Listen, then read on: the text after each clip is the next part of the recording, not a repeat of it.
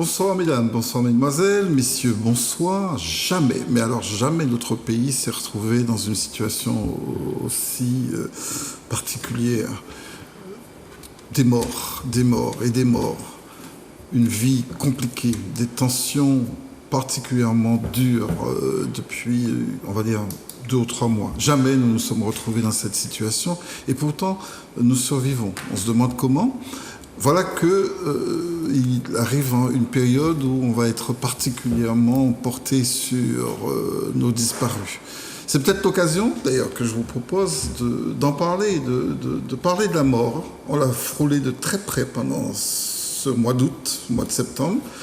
Dans une station radio où j'intervenais, il arrivait qu'il y avait 90 avis de décès par jour. C'était quand même la mort à l'appel. Donc, on va parler ce soir dans Psychose de cela. Le sujet que j'ai choisi, Covid, vaccin, Toussaint, la mort dans l'âme, carrément. Et alors, pour en parler, nous avons 2 invités. Un qui est permanent, on va appeler un invité permanent. Moïse Ivino, bonsoir. Bonsoir Fred Galva, bonsoir tout le monde. Bonsoir Moïse.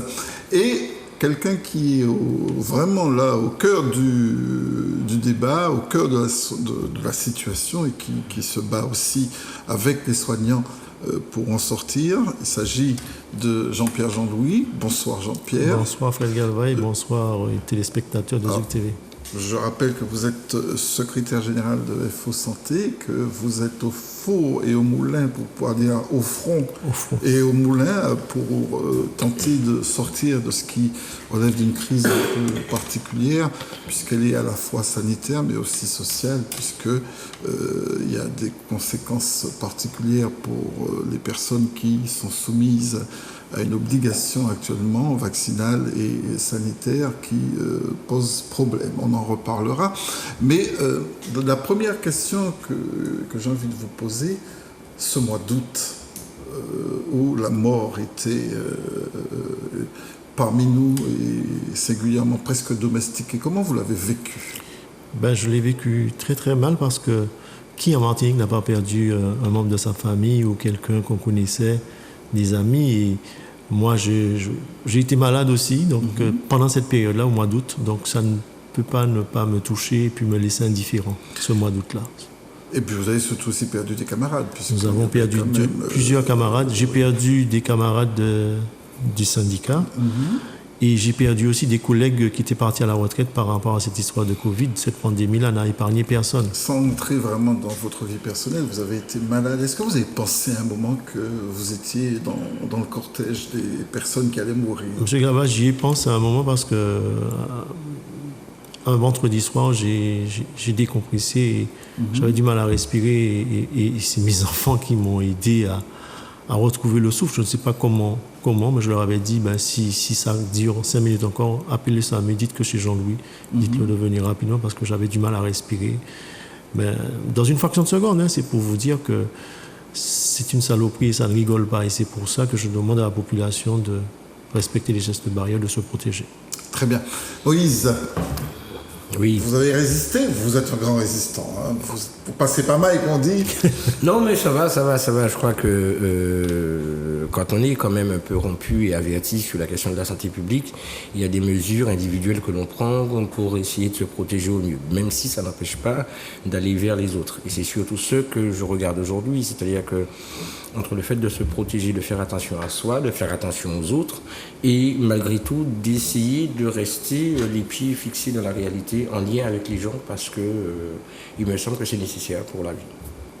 Mais vous n'avez pas eu peur à un moment pour vous et pour vos proches pendant cette période, puisqu'en fait, elle était particulièrement morbide, cette période. Mais j'ai perdu des gens que j'aimais beaucoup. Je pense par exemple à Dr Po, qu'on appelait Boudoum, qui jouait aux percussions dans des endroits où, Fort-de-France, les gens se retrouvent à la Savane ou ailleurs, où c'est quelqu'un qui avait déjà 70 ans et quelques, mais qui est mort du Covid, mais qu'on aimait tous et on ne s'attendait pas à ça. Donc évidemment, j'ai aussi d'autres amis qui se sont retrouvés extrêmement malades Donc, à qui j'ai rendu visite, à qui j'ai apporté un peu d'humanité, un peu de mon humanité pour qu'on puisse avancer.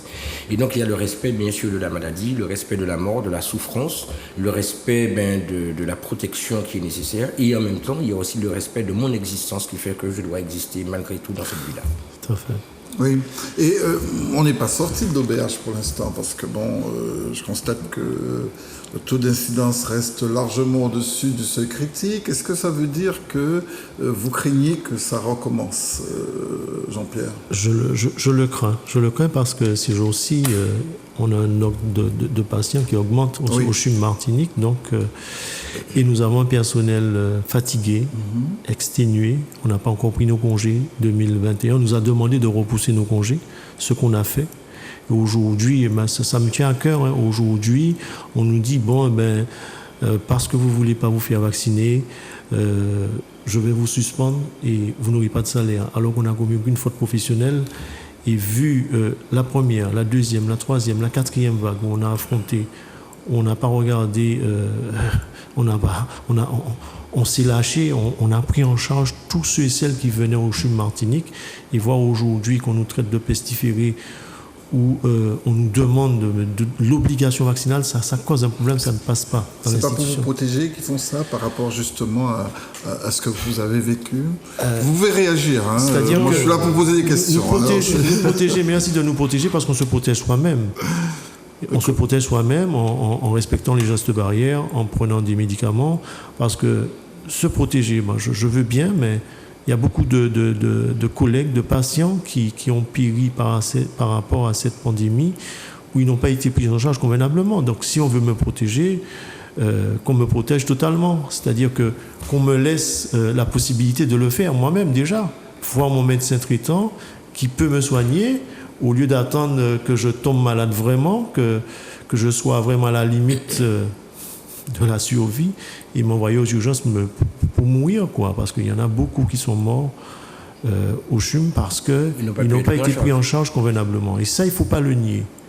Et je n'ai pas la langue de bois. Et mais pourquoi ? Par faute de moyens, débordement ? Par faute d'anticipation.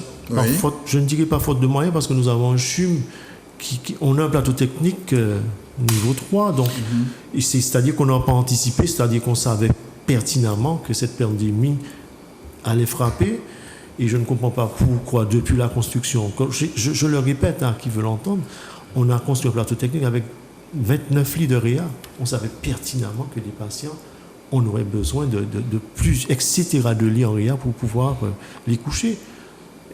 Et ça, on ne l'a pas fait, on ne l'a pas anticipé. Mais je suis désolé. Mais il m'a semblé que dans ce que j'ai pu entendre, voir et dans les émissions dans lesquelles j'ai eu l'occasion de passer, il y avait quelqu'un qui représentait, je ne sais pas ce qu'il en est, parce que moi, là, les syndicats, mais l'intersyndical, et qui justement disait que ce soit les professions libérales, que ce soit les syndicats, que ce soit les professionnels du paramédical, avaient réussi à identifier les failles du système de manière à améliorer la prise en charge des individus. Parce qu'effectivement, il y a des gens qui peut-être ont eu le cancer ou d'autres pathologies, mais du fait de la réanimation occupée grandement, embolisée par le Covid, fait que ces personnes n'ont pas eu les soins. Par exemple, un problème de dialyse, par exemple, un problème de suivi, et qui va conduire systématiquement à la mort. Oui. Là-dedans, il y a à prendre et à jeter. Quand je dis ça, c'est ce qui se dit autour de ça. Il y a des réalités, mais il y a aussi des fausses idées. Bon, après, faire le clair dans tout ça, combien de personnes on a entendu que des gens étaient morts de d'autres choses que le Covid. Il y a des gens qui vous racontent que leur oncle avait, par exemple, une maladie génétique depuis des années et que finalement, il sort de l'hôpital le lendemain, il meurt, on lui dit qu'il avait le Covid. Bon, voilà. Donc, il y a toutes ces choses-là qui viennent alimenter une incompréhension. Tout à fait. Deuxième chose qui vient alimenter l'incompréhension et qui va créer un problème dans la question de la cognition sociale, c'est-à-dire dans le disque dur de notre représentation de la manière dont on considère le monde et qu'on regarde le monde autour de nous, avec ces injonctions, c'est le fait que des soignants, des personnes qui travaillent dans le milieu médical, qu'ils soient médecins, qu'ils soient infirmiers, ou quelle que soit leur fonction, refusent cette injection.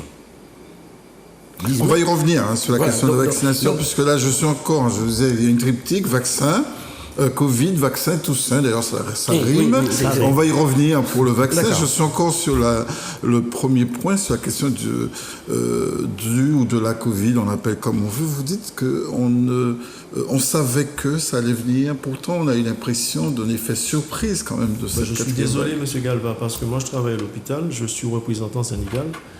On a des réunions tous les mardis, réunions Covid. On a fait des points, etc., etc. De points, on savait pertinemment où on allait. Donc, il y a eu un manque d'anticipation, je le répète, à qui veut l'entendre. J'assume mes responsabilités là-dessus. Oui. Je suis professionnel de santé. Je travaille au bloc opératoire.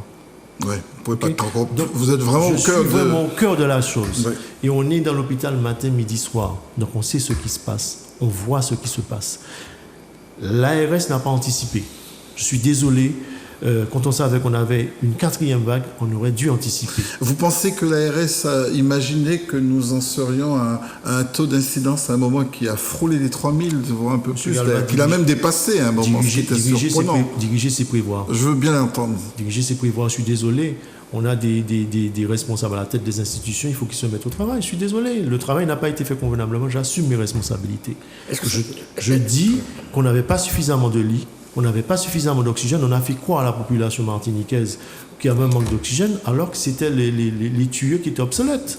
C'est-à-dire que le débit, on ne pouvait pas distribuer autant d'oxygène dans un tripode qui a vieilli. Donc, ce qui fait que sur 231 personnes qu'on avait hospitalisées dans le tripode, 131 devaient être hospitalisées en RIA. Donc, il y a eu des pertes de chance, qu'on le veuille ou non. À qui la faute? Aux patients, aux soignants, aux syndicats ou à ceux et celles qui ont en charge l'organisation des soins dans ce pays-là? Mais dites-moi, il y a quand même quelque chose. Alors, qu'est-ce qui fait, à quel moment se pose le nœud? Parce qu'il y a des professionnels de santé qui travaillent en symbiose. Oui. D'accord. Et qu'est-ce qui fait qu'à un moment donné, vous qui êtes censé, en lien avec une tutelle de l'ARS et tout ça, le travail en lien, fait que finalement, vous n'êtes pas entendu, vous n'êtes pas écouté, vous êtes même dans ce qu'on appelle une reconnaissance négative. C'est-à-dire le fait d'inférioriser votre pensée ou peut-être même vos actions. Tout à fait. Ça vient de quoi d'après vous? Ça vient moi, je peux dire ça, de l'orgueil mal placé. C'est-à-dire qu'on a fabriqué un document avec des médecins de ville, avec des médecins de l'hôpital, avec des représentants de l'organisation syndicale, avec des infirmiers libéraux. On disait qu'il fallait prendre en charge rapidement les gens qui sont contaminés, les mettre hors circuit, c'est-à-dire réquisitionner les hôtels, réquisitionner les centres, parce qu'au Ségos, moi je suis membre du conseil d'administration du Ségos, on mettait les centres du Ségos à la disposition de ces personnes-là pour couper le lien avec la famille, pour ne pas contaminer les familles. Jusqu'à présent, il n'y a que la CTM qui a essayé de mettre en application après un an. Après un an, donc à partir du moment où on isole le patient, on bloque la contamination. Donc, on empêche les gens d'être contaminés. Si j'ai bien compris, Jean-Pierre, en fait, on avait vu venir, quoi. La vague n'est pas une vague genre tsunami qui nous débarque. Non. Pareil, on parle de la 5e vague, mais qu'est-ce qu'on met en place parce qu'on est déjà en train d'augmenter le nombre de patients augmente au CHUM. Au lieu de garder le personnel, il le suspend. C'est-à-dire qu'on est complètement à côté de la plaque, on fait du tout et du n'importe quoi. En pleine période de pandémie, vous suspendez un personnel alors que vous avez besoin de ce personnel-là pour prendre en charge les patients. Mais est-ce que la population a été suffisamment consciente de la virulence du variant Delta? Est-ce qu'il n'y a pas eu peut-être aussi un relâchement qui a nourri la prolifération virale? Peut-être aussi parce que nous avons des irréductibles partout, des gens qui ne respectent rien, qui pensent que le virus n'existe pas. Moi, je peux prendre en connaissance de cause, je suis passé par là. Il existe le virus. Le virus, il est là. Je peux vous confirmer. Il y a des gens qui font du tout et du n'importe quoi. Je le vois tout le temps. Mais est-ce qu'on va mettre un gendarme ou un médecin derrière chaque personne?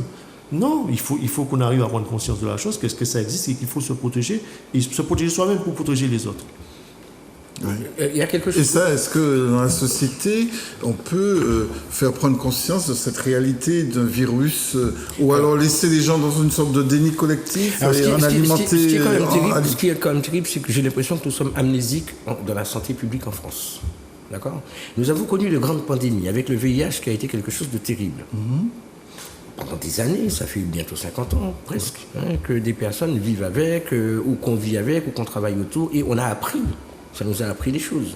Ça nous a déjà appris la prévention primaire. Oui. Donc, prévention primaire, c'est prévenir le risque de maladie. La prévention secondaire, c'est au moment où apparaît cette maladie, eh bien, comment on la soigne. La prévention tertiaire, c'est suite à cette maladie qui va devenir symptomatique, comment on va empêcher la mort. Bien. Mais on a oublié ça. Les gestes barrières, même si c'est un terme que je n'aime pas, correspondent à des actes de la vie courante permettant de se protéger d'une infection. Nous sommes d'accord, mais est-ce que la population adhère Non, mais la manière cela de le faire a été compliquée parce que d'abord on dit aux gens que c'est une grippette. Ensuite on dit que c'est une pandémie. D'abord on dit aux gens vous n'avez pas besoin de masque. Ensuite on leur dit que c'est obligatoire. Vous voyez ce que je veux dire ? On a vécu des choses particulières en Martinique, remettons les choses dans leur contexte.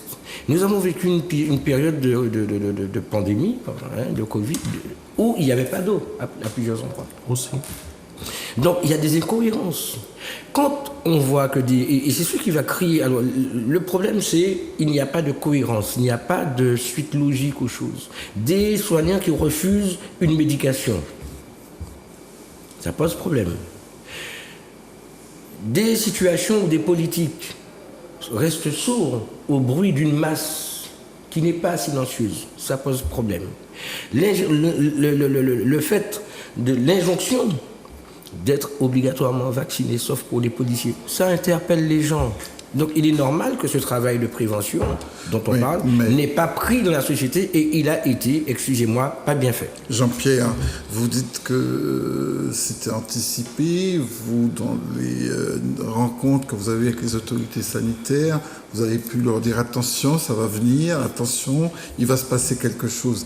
Mais une fois que les choses sont arrivées, et on l'a su très rapidement, puisque on fait un peu un retour d'expérience, vous avez vu comment le taux d'incidence a brutalement augmenté, mais de façon assez extraordinaire. On n'a pas forcément eu le sentiment qu'il y avait une connexion de la population avec les besoins et la souffrance qui se passait en milieu hospitalier. C'est-à-dire que est-ce que les gens avaient suffisamment conscience de cette réalité que vous viviez ? Non, je ne pense pas. C'est-à-dire que c'est à chaque fois que les gens viennent aux urgences, qui sont dans l'action, qui voient ce qu'on endure et qui voient les difficultés qu'on rencontre au quotidien. Parce que dans malheureusement, la rue, vous avez été souvent dans la rue. Oui. Donc on vous prenait pour des enfants gâtés alors. Nos têtes de petits fonctionnaires, alors que ce n'est pas pour les augmentations de nos salaires qu'on était dans la rue, c'était pour les conditions de travail et de prise en charge des patients. De même, quoi. C'est pour ça qu'on se bat jusqu'à aujourd'hui. Et on nous traite de petits fonctionnaires d'emmerdeurs alors que la situation est telle que les gens ne se rendent même pas compte. C'est quand ils arrivent au CHUM ou dans un hôpital ailleurs qu'au CHUM qui voient l'état des chambres, des toilettes, des WC. Il n'y a pas de matériel pour les prendre en charge convenablement. Et vous croyez que cette expérience va peut-être amener une prise de conscience de la population vers des exigences en matière sanitaire ? Déjà une prise de conscience de l'État. Ça fait 20 ans que l'État n'a pas investi dans la santé en Martinique. Oui. Et pour aller encore plus loin, vous savez, j'ai participé en 2000-2001 à un programme d'amélioration d'accès aux soins avec les publics en situation de vulnérabilité. Je trouve que nous manquons d'éducation pour la santé. Ça manque, l'éducation pour la santé. Qu'on explique, qu'on accompagne, qu'on emmène les gens. Ce ne sont pas des enfants, mais on a besoin d'explications. Vous voyez ce que je veux dire ? Et donc, la difficulté qui se pose, c'est que quand ceux qui sont amenés, les professionnels, vont dans un sens, on n'a pas, de l'autre côté, et ça n'a pas très vite été pris en charge par les instances, mairies, collectivités, etc. Ça a été un problème. Je vais finir en disant que, justement, ce qui me semble être important, c'est mettre en place des programmes d'information, de formation, d'amélioration de l'accès aux soins pour l'ensemble des personnes. Bien, on va commencer à débattre avec justement cette population qui nous regarde et qui nous écoute, j'imagine, depuis le début. Nous avons notre premier invité sur le plateau. Bonsoir. Allô, bonsoir. Votre prénom ? Jean-Pierre. Jean-Pierre, soyez le bienvenu, Jean-Pierre. Jean-Pierre comme Jean-Pierre, notre invité. Alors, je vous salue tous. Salut. Merci. Mais je voulais demander ce qui me rend bouffi, là. Ce qui me rend bouffi, c'est que je voulais savoir comment se fait-il qu'il y a un membre ou du moins un robot qui qui signale un premier, une deuxième, une troisième. C'est ça que je voulais savoir, d'où cela vient. Comment se fait-il qu'on sait toujours une première, une deuxième, une troisième? Alors, est-ce que c'est un robot ou du moins celui qui le fabrique là? Alors, il faut chercher là d'où ça vient. Vous parlez des vagues. Comment? Quand vous dites première, deuxième, troisième, vous faites allusion aux vagues épidémiques. Oui, voilà. Est-ce que c'est un robot? Est-ce que c'est venu de satellite ou quoi? Et quel est votre point de vue? Est-ce que vous pensez que c'est programmé en réalité, donc forcément un peu robotisé, ou alors que c'est une réalité naturelle? Ah non, moi, d'après ce que je reconnais à l'heure actuelle, ce sont les messieurs qui se disent je suis le plus fort, j'ai tout en main, je peux vous prendre tous en main.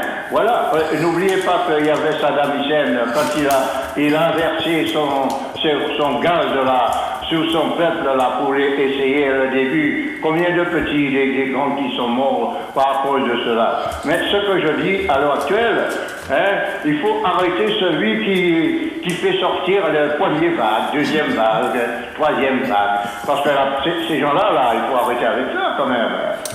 C'est ce que je voulais dire. Très bien, je vous remercie Jean-Pierre. Passez une très belle soirée avec nous. On est là encore pour au moins 1h30.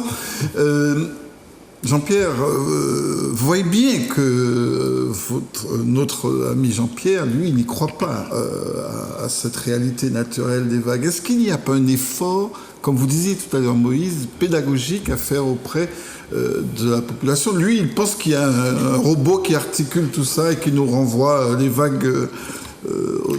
C'est-à-dire qu'il n'est pas le seul à le penser comme ça. Non, bien sûr qu'il n'est pas le seul. Une bonne partie de la population qui le pense. Comment ce virus-là est arrivé? Moi, il y a quelque chose que je reproche au préfet quand il a dit que le Delta était autochtone. Le Delta n'est pas né en Martinique. Donc, qu'on ne puisse pas nous faire croire que c'est autochtone. C'est vrai, comme je l'ai dit, qu'il y a des irréductibles qui ne se protègent pas. Il a plus parlé de transmission autochtone. Transmission autochtone, mais oui. Le virus virulent, la Delta, il n'est pas né en Martinique. Il est sorti de quelque part. Comment il a fait pour entrer en Martinique? Mais vous savez ce qui se dit. Donc, moi, c'est cette question-là qu'on se pose. D'où ça sort et comment ça fait pour arriver en Martinique si on ne prend pas les précautions qu'il faut, c'est-à-dire ne Qu'est-ce qu'il aurait fallu faire, justement? Filtrer et puis filtrer ceux qui arrivent en Martinique, ne pas ouvrir l'aéroport, ne pas ouvrir les ports. Fermer toutes les frontières, rester encore plus en autarcie que je nous n'ai pas dit de fermer, j'ai dit que contrôler les gens qui arrivent. C'est pas normal que quelqu'un puisse me faire croire que la personne est vaccinée, il rentre ici, il débarque le matin, il prend son taxi, il va à l'hôtel, il est déjà le soir au restaurant, alors qu'il est contaminant et il peut contaminer les gens. Et donc c'est justement là où on arrive à la question de la pédagogie, où en fait il y a une députée, je crois, qui parlait à M. Véran, qui lui expliquait qu'il y avait un rapport de l'Europe expliquant qu'il y avait des problèmes avec les vaccins, etc. M. Véran la renvoyant assez pénal. On reviendra sur le vaccin. Oui, non. Parlons du virus. Oui, mais c'est justement ça. C'est de la représentation que les gens s'en font. Mais c'est justement cela. C'est-à-dire que quand vous avez des gens, souvent on a eu des positions qui sont opposées, antagonistes. Ça a permis d'avancer. Mais quand vous avez une fin de non-recevoir, il est clair que pour les gens, ça cache quelque chose. Et que de toute manière, quoi que vous fassiez, quoi que vous disiez, ça va créer une disruption. Ça va créer une dissonance cognitive. Vous comprenez ce que je veux dire? Et à partir du moment où on va rentrer dans cette histoire de dissonance cognitive, on pourra faire tout ce qu'on veut, ça sera extrêmement difficile. Surtout si on ne parle pas le même langage. Surtout si on a, comme on a, des plaies qui sont là depuis un moment, des bobos qui sont pas guéris. Les gens sont informés, il y a énormément d'informations portées sur cette réalité. Je ne parle même pas des réseaux sociaux qui abondent d'informations, parfois des intox aussi, mais des infos. Et malgré ça, on a le sentiment qu'il y a encore chez les gens une représentation d'un virus qui ne viendrait pas de chez nous, forcément. Ça, et vous êtes en train de porter, Jean-Pierre, ce discours. Mais c'est quand même un virus qui est sur toute notre planète. Nous sommes quand même dans cette planète encore. Tout à fait. Mais il n'est pas venu Vous d'ici. pensez qu'on aurait pu être épargné Mais je dirais... de ce qui se passe dans le monde entier? Je dirais qu'on aurait pu être moins apte. D'accord. 71 27 07, nous poursuivons. Je reçois notre deuxième personne, ça n'arrête pas de clignoter. Bonsoir. Oui, bonsoir. Bonsoir. Votre prénom? David. David. Soyez le bienvenu, David, on vous écoute. On entend, vous savez, le thème ce soir, c'est Covid, vaccin, Toussaint. On est la mort dans l'âme. Alors, votre point de vue? Bonsoir. Oui, bonsoir. Qu'est-ce que vous avez à nous dire sur cette question, David? Nous étions le premier département français où on avait le moins de Covid chez nous. Oui, ça c'est vrai, ça, par contre. Le monsieur qui s'appelle Jean-Pierre Gaboté, vous là, et lui, et moi, nous avons contacté un commerçant à la Martinique qui avait des masques et des sous-blouses. Lorsque nous sommes allés pour prendre la commande avec une voiture du CHU, le monsieur ne voulait pas être payé autrement que par un chèque certifié. Et comme par hasard, c'est nous qui avons fait ce qu'il fallait faire, et à un certain moment, nous avions un problème. Nous avons pris les sacs poubelles, nous avons fait 3 trous dedans pour les donner aux infirmières et aux gens qui soignent bien les gens. Alors Jean-Pierre dit que c'est nos visiteurs qui nous ont mis comme ça, nous avons le médecin aussi, ils ont fermé le département et aujourd'hui ça a eu la plus d'extension et maintenant je comprends fort bien qu'il y a beaucoup de gens qui défendent les intérêts. Et vous pensez... Qu'est-ce qui se passe? Oui. Aujourd'hui, le syndicat qui défend les problèmes, je ne suis pas contre le vaccin. Mon problème aujourd'hui, je vous dirais que comment si nous étions les premiers et que nous n'avions pas du tout de Covid chez nous, nous étions le département vert et puis à l'heure qu'il est. Il n'y a pas... Et quel est votre... vous vous posez la question, mais est-ce que vous avez des éléments de réponse?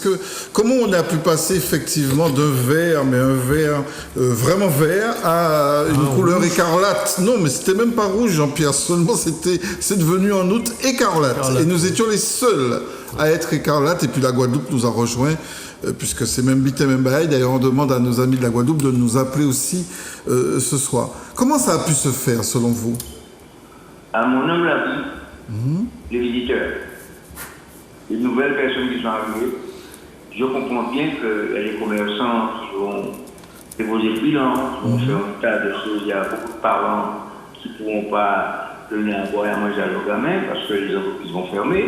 Et seulement, nous devrions fermer la Martinique pendant 30 jours s'il le faut et ne pas permettre aux étrangers de rentrer. Alors, je ne sais pas s'il continue à rentrer toujours. Mais c'était, David, allez, je me fie l'avocat du diable, vous avez compris que c'est ma place sur ce plateau. Ces étrangers dont vous parlez, c'était des gens de nous-mêmes, c'est des gens qui venaient de congés bonifiés, qui... Nous sommes d'accord. Alors il fallait qu'ils restent en France. On aurait dû leur dire de rester à Paris un petit moment, puisque lorsqu'il y a des problèmes de mauvais temps, ils ne viennent pas voir le famille en Martinique. Ils viennent quelqu'un sur la Martinique un petit peu. Quand il y a un cyclone, ils ne viennent pas. Et qu'on leur fasse. Aujourd'hui, regardez ce qui se passe. On nous donne 100 € en décembre, on nous fout un os à la gueule, et qu'est-ce qui se passe? Parce que les parents humbles, ils ne peuvent pas payer un bidon de gaz. Et 1,10 €, parce que le bidon de gaz sorti de l'usine, il a 10,8 €. D'accord. Ça, c'est un autre sujet. Donc maintenant, les prestataires de services portent un bidon de gaz pour les mémés, et puis les mémés leur disent vous savez, ils ont augmenté le transport au gaz là, c'est parce qu'ils ont augmenté le transport là. Aujourd'hui, on doit beaucoup d'argent à ces transporteurs. Oui, mais on va pas en parler ce soir, parce qu'il faut qu'on reste, maintenant, David. On va pas faire la peine à Martinique, mais ce que je dis là, oui. David Jean-Pierre rigole, eh bien, il connaît bien ma voix, Et ce que je vous dis là aujourd'hui, il faut fermer le département. D'accord. Et que les Martiniquais, maintenant, je sais qu'ils font là, ils aiment du pays. Alors qu'il a tout montré, il peut faire la fête. Ça va être Noël. On dit à nos compatriotes qui sont en France de rester en France, dans À ce l'hiver. moment, et puis on va plus de jours à faire, s'il le faut. Mais ne pas empêcher aux gens de mourir comme ça à la Martinique. Très bien. Merci David. Et revenez quand vous voulez au 71 27 07. Alors, Oui, moi, ça me Louise. renvoie quand même à notre histoire, parce que on ne peut pas faire abstraction de notre histoire anthropologique, sociologique, psychologique, etc. Nous avons une méthode, des modes de fonctionnement. Si on reprend et qu'on se sert de l'expérience du VIH, de tout ce que ça nous a appris pour comprendre la santé, la prise en charge des individus, il y a un monsieur qui s'appelle Toby Nathan qui parlait de l'ethnopsychiatrie, où il disait, pour que les personnes puissent prendre les posologies médicales modernes, il faudrait peut-être leur permettre d'accéder à leurs pratiques habituelles, c'est-à-dire, bon, cette personne prend des herbes, machin, mais que ça ne lui empêche pas de prendre des médicaments de l'autre côté. Et je pense qu'on n'a pas assez tenu compte de la réalité sociale, qu'on a simplement considéré la Martinique comme un département hexagonal, qu'on a imposé de manière unilatérale les choses, sans tenir compte de ce que nous sommes. Allez, on retourne avec nos téléspectateurs. C'est eux, le cœur de notre débat. Oui, ils ont la Vous vérité. êtes là pour l'alimenter, bien évidemment, sur le plateau. Bonsoir. Oui, on vous écoute. Oui, allô? Oui, bonsoir. Votre prénom? Comment? Je vous demande votre prénom, très cher. Votre prénom? Claude. Claude. Claude, vous avez envie de réagir. Je vous sentais même pressé de le faire. Qu'est-ce que vous voulez nous dire? Je suis pressé parce que là maintenant, ce que. Je vais prendre un créole parce que. Point un créole, en plus, faut savoir, journée t'as demain d'ailleurs, Demain, bon, c'est journée créole. demain c'est journée créole. Donc on y point, c'est langue moment nous. Ou lock-nous. Ouais. Je vais demander à ces gens là qui parlent de vaccin. Ah, Et nous, qui ça y les fait pour comprendre pour tuer pas un vaccin? nous allons parler du vaccin tout à l'heure, parce que moi je pense que ça c'est quand même qui est très chaud, moi je prends une après l'autre. C'est qu'on fait un fou charbon, ou qu'on mette couche après couche. Nous allons parler du vaccin, Claude. Mais comment vous vivez pendant la période au mois d'août? Est-ce que vous t'épelle, ouais, virus là quand il bat en l'air nous comme ça? Comment vous vivez ça? Non, pas mon gars traîner. Pas mon gars traîner. Ou pas traîner dans la rue? Allô? Oui, nous écoutons. Je ne suis pas mon gars traîner en la rue. C'est m'a protégé comme moi. Oui. Moi, c'est mon campagne, m'a protégé comme moi. Je ne pas sorti en la rue. Les vaccins, je veux prendre un vaccin, je prends premier, je prends deuxième. D'accord. Et j'ai préparé pour prendre troisième là, parce que n'y a Et troisième. si c'est pour prendre troisième, là, je vais prendre. Terminé. En tout cas, Parce que nous. je ne vais pas accepter en France tout commerçant ouvert, boîte de nuit. Boîte de nuit qui a marché, toute bagaille qui a marché, et puis Martinique, c'est mon en partie, les prend, partie par les prend, mais rien qui fonctionne qui va les prendre.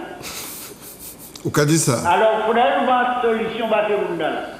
Et qui sont encore proposés Nous où? voir une solution, si ces gendarmes ou les tonnerres, ou les clients, puisque sans guerre civile, il y aura cherché là. Sans guerre civile, il y aura cherché. Bon. Nous prenons un avion, où il veut quand même le dossier vaccin, alors que mon téléphone en liaison, c'est parce que moi, ça, c'est un sujet qui est. Alors, Claude, où est-ce nous là toujours? Merci, ma peu. Bon, alors, où dis-moi pas au mois d'août tout serré, enfin, où t'es en caillou, pas à sortir, ou c'est monde qui pas à sortir, mais est-ce qu'on connaît des gens, parmi les amis ou parmi les familles, qui morts pendant la période tard? Moi, ma cadeau. Dis-moi. Pour monter les familles, moi qui mon premier côté, c'est la médaille. Parce que quand tu veux dire, c'est là. Dis-toi, mon qui mort, mais les chimie monter là, on qui était à terre. Oui. Les chimie monter, le président a monté là, là, il veut. Vous pouvez dire rappeler, oui, bon, ça. Il a regardé à d'autres monde qui mort. Oui, mais c'est parce que justement, nous ne pouvons jamais connaître ça. Mais non, nous ne pouvons pas connaître ça. C'est faute du monde. C'est faute au monde, d'après vous? Ah. Moi-même personnellement, je vais dire un bagage. Dis-moi. Depuis qu'on grève à la vie, la médane malade. La médane malade qui est en souffrance, la vanne est montée soigner. Et ça va écouter aussi. Alors, on est vrai, puisque un pays, Claude. je vais dire grève, tout ça grève la pays, il y aura fait grève. Mais Mounaki, nous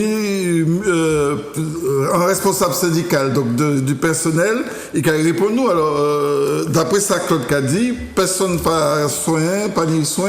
C'est-à-dire, Claude, mais nous avons pensé passer en charge, hein, que nous en grève ou que nous pas en grève, nous avons obligation de soins. C'est-à-dire qu'il y a un service minimum si nous en grève.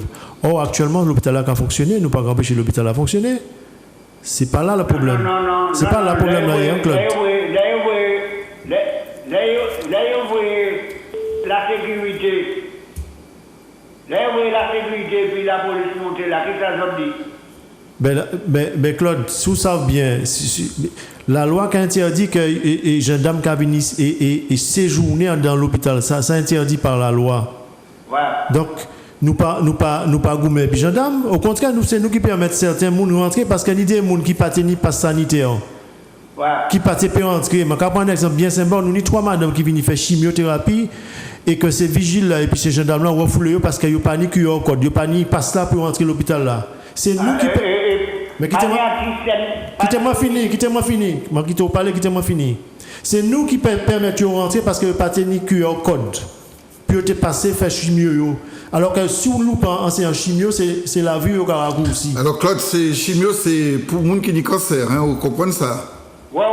Mais Claude, nous pas empêcher personne de rentrer. Au contraire, nous aidons à rentrer. Mais ça nous a condamné que gendarme qui a venu à l'hôpital là, qui a empêché collègues nous-mêmes qui pour un poste de travail rentrer, venir soigner. Claude, si c'est vous qui venez le matin, nous ne pouvons pas rentrer pour soigner parce qu'ils ont empêché nous de rentrer du jour au lendemain à l'hôpital là. C'est ça. Mais gendarme là venu là, c'était pour qui ça gendarme là? Gendarme là venu contrôler. Il vient Contrôler personnel là. Mais non, attends, combat qui fait là, c'est des agents, justement, je vais répondre à ça. C'est des agents qui étaient sortis dans la manifestation, qui étaient allés prendre service au Mango Vulsin. Et manque d'heure pour traverser les couloirs à l'hôpital là, ces gendarmes considèrent que c'est des étrangers, ils ont menotté, ils ont malmené. C'est ça qui fait. C'est vigilant. Mais ces vigilants, ces gendarmes là pour protéger ces vigilants. Nous pas agresser personne. Hein. Nous pas ni à pleine commande. Ils ne pas ces vigilants. Non, pas tenir combat et vigile. C'est plus ces gendarmes là. C'est plus ces gendarmes là. Bon Claude, je comprends que vous avez en l'eau information, nous allons continuer et puis d'autres gens qui attendent plus que moi ça il y a fait quoi ça. Moi ça il y a fait monde qui croit ça les vigilants. Ça là c'est ou pas ni dire bon. Moi je peux pas tout partout dans l'hôpital là parce que moi pas oui. Si oui, tant mieux, moi pas oui. OK d'accord. OK, merci. Allez, nous remercions Claude, mais nous notons que jamais été toutes les affaires en note si on est en 5e vague ou j'apparais. Il est parti. Il j'appelle les 71 27 07, on poursuit puisqu'il y a des personnes qui attendent et qui veulent réagir. Bonsoir. Grégory, on est prêt? Oui, bonsoir. Oui, bonsoir. Bonsoir, votre prénom? Oui, c'est Yven. Comment? Yven. Yven, ok, Yven. merci. Allez, voilà. Vous êtes le bienvenu. Ok. Donc, alors, pour moi, la question de... Alors, donc, vous n'intervenez pas encore sur la question de la vaccination. Oui, allez, on y va. Allez, on va y aller. Vous allez inaugurer le deuxième point. Vous avez raison. Allez, on va y aller. Alors, qu'est-ce que vous voulez dire au sujet du vaccin? Bien sûr. Bon, certains conseils. Certains conseils que je voudrais passer. Arrêtez de tourner autour du pot. Arrêtez de faire semblant. Arrêtez de... Bon, comme on dit, le verre est dans le fruit. C'est-à-dire la solution pour sortir de la crise du coronavirus, c'est la vaccination. Oui. C'est-à-dire quand vous faites des émissions comme ça, et puis vous n'édifiez pas les gens, vous tournez un petit peu autour du pot, et puis de la sortie, c'est la vaccination, donc ça ne fait rien. La métropole est vaccinée à près de 80%. Tout le monde doit quitter ses affaires et tout le monde est libre. Moi qui vous parle là, je suis vacciné depuis le mois de mai avec les deux. Je vis entre la Guadeloupe et la Martinique. Oui. Je pars en France, je pars de tout par en Europe, en Belgique, c'est tout ça. Je n'ai pas de frontières. Grâce à la vaccination. C'est-à-dire le Covid-0 qu'on a fait dans les pays totalitaires, c'est devenu inefficace. C'est l'Europe maintenant qui avait raison avec les campagnes de vaccination, y compris la France. Alors Ivan, comment ça se fait? Vous êtes français ou vous n'êtes plus français. Alors on va pas tourner autour du pot. Comme la solution est là devant nous, la sortie pour le peuple, c'est la vaccination, donc vous ne voulez pas. Donc qu'est-ce que vous voulez en fait? Tu sais, le monsieur qui est syndicaliste là, j'aimerais savoir qu'est-ce que vous voulez faire de la Martinique. Eh bien écoute, on va lui demander, tiens, justement, parce qu'en fait là, l'intérêt de ce sujet ce soir, c'est de parler justement de tout ce qui a comme nœud autour de cette situation dont il faut un jour sortir, bien évidemment. Ivan vous demande, Jean-Pierre, comment ça se fait que ça marche ailleurs et que chez nous il y a de la résistance? Ivan, je ne saurais répondre à ta question, mais la réponse que je peux apporter, c'est-à-dire que nous ne sommes pas contre la vaccination. On n'a jamais été contre la vaccination. On est contre l'obligation vaccinale et le pass sanitaire. Est-ce que vous voulez être plus précis? Parce que là, ça demande des précisions. C'est-à-dire que je lui réponds, c'est-à-dire que libre à chacun de se faire vacciner ou de ne pas se faire vacciner. C'est un droit. Ton corps, mon corps m'appartient, je suis libre d'accepter qu'on m'injecte un produit ou de ne pas l'accepter. Et c'est ça qu'on demande, qu'on respecte ce droit-là. C'est surtout ça, mais on n'est pas contre le vaccin. Moi, je ne peux pas discuter de vaccin, je ne suis pas professeur, je n'ai pas fait d'études pour un vaccin, mais posez-vous la bonne question, 70% de la population refuse le vaccin. Je pense que les politiques devraient prendre cette problématique-là à bras-le-corps et essayer d'éclairer la population. Les sociologues aussi, d'ailleurs. Comment ça se fait qu'il y ait un taux aussi important de résistants? Mais tout simplement parce que au début de l'épidémie, on a fait ça passer pour une grippette, il y a eu Doliprane, on a minimisé probablement, puisque masque c'était pas important, gants c'était pas important, etc. On a minimisé. Et dans notre pratique, c'est ce dont je parlais, nous avons des habitudes d'utiliser ce qu'on appelle des remèdes gaziers, des plantes, etc. Alors d'aucuns vous diront que ça ne sert à rien. Bon. Mais ça permet quand même aux gens de prendre soin de leur santé et de regarder, d'aller voir un médecin. Et puis il y a des médecins de ville. Mais c'est pas antinomique avec la vaccination. On peut très bien prendre des remèdes du pays. On va pas dire mais remèdes rasiers, tel terme là même. Mais on peut utiliser les plantes, la phytothérapie, comme vous voulez. Médicinale de notre pays et être vacciné. Moïse. Oui, mais bien évidemment, simplement c'est la coercition, c'est le côté coercitif, c'est cette espèce. C'est ça qui bloque le fait. Oui, parce que et pas oublier la nuit, hein. Nous, Martinique, nous vivons l'esclavage, nous vivons colonisation, nous vivons des impositions, la béfouté mon cou, maman bat mon cou. Donc là, nous regardons des bagages là, il faut que nous essayions de ranger comme nous en manière. Et puis, nous avons accès à des informations qui autres et qui contradictoires. Et puis ça, je dis nous là. Oh, là, on est en député qui a venu, qui a dit comme ça. L'Europe pond un rapport qui a dit que bagala dangereux, que le ministre là a dit c'est pas avéré. Si on passe entre des bagages là, il n'y a pas de ça pas vrai, il n'y a pas d'eau qu'il n'est pas sûr de tout ça. Donc, tout ça ne fait qu'alimenter les crispations. Ensuite, comment voulez-vous qu'on donne un produit à des gens qui est censé les protéger, où il y a quand même qui prennent, qui contaminent, qui se contaminent et qui contaminent les autres? Mais il n'a jamais été dit, écoutez, il n'a jamais été dit que ce qui est dit à la radio, empêchait d'avoir... Non, ce n'est pas vrai. Maintenant, on dit qu'on ne peut pas attraper la forme grave. Mais au début, il a été dit, et vous écouterez les messages de l'ARS, parce que moi, mon travail, c'est d'écouter et d'observer, quand même, malgré tout. Et il disait, souvenez-vous-en, la vaccination est le seul moyen de se protéger contre le Covid-19. Tout à fait. Cela a duré des mois durant. Or, on a appris, on nous a dit qu'il n'y a pas de mort, on a appris qu'il y a des gens qui meurent. Sauf que, on disait, à un moment aussi, la vaccination, c'est le seul moyen d'éviter des formes graves. On aurait pu peut-être, avec un taux vaccinal plus important, éviter la catastrophe du mois d'août. À condition que l'on ait accompagné l'ensemble de ces choses-là d'une réalité sociale, qui sont les comorbidités, les problèmes de santé qui se posent, etc., etc. Or, ça n'a pas été fait. Ouais. C'était la seule. Et c'est là où il faut comprendre. Comment, quand la Martinique, au début du premier confinement, n'avait pas de taux d'incidence aussi grave, on l'a confiné, on l'a malmené, on l'a meurtri. Comment voulez-vous que les gens puissent accepter que, bon, certes, il y a des gens qui meurent et qu'on sait que par ailleurs, des lits d'hôpitaux. Certes, mais c'est pas certes, c'est qu'il y en a eu beaucoup. Hein. Oui. Quand je dis certes, ce n'est pas pour minimiser, c'est que je veux dire que les gens sont conscients de ça. Mais il y a aussi un problème d'organisation du soin en Martinique, en France déjà. Nous sommes peut-être. Il y a des pays où ils sont vaccinés à 80% et pour que le virus recommence. Regardez Israël. Mais une fois de plus. Et ça recommence. Regardez les pays anglo-saxons, c'est la même chose.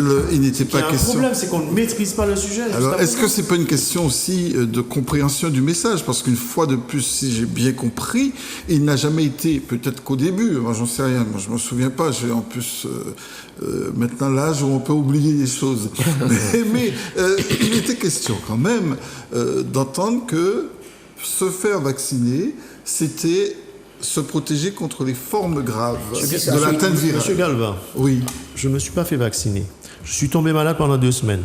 Il y a un médecin du CHU que je ne vais pas nommer qui m'a donné les médicaments qu'on ne voulait pas prescrire. Oui.